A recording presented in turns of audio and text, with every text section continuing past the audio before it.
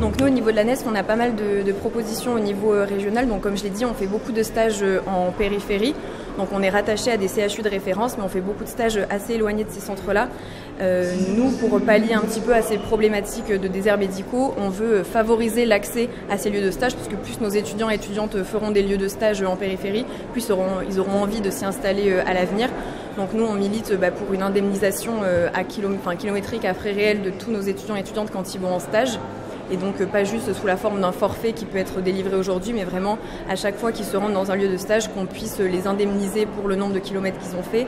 On milite aussi pour l'accès à des logements gratuits proches des CH de référence pour limiter limiter ces problématiques de précarité étudiante.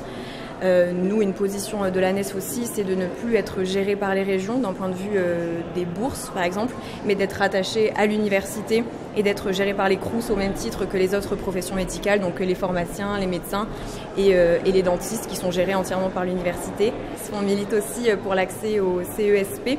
Donc c'est un contrat d'engagement service public qui est accessible aussi aux étudiants en médecine et qui permet à ces étudiants et ces étudiantes de bénéficier d'une aide financière pendant leurs études en rendant un petit peu ce service après au niveau des régions et en travaillant dans des personnes, dans des zones qui sont sous-denses. C'est quelque chose qui n'est pas mis en place pour les études de sage-femme mais qu'on souhaiterait pouvoir mettre en place pour diminuer la précarité de nos étudiants et nos étudiantes et favoriser du coup cet accès aussi aux stages un petit peu plus en périphérie à ce niveau-là.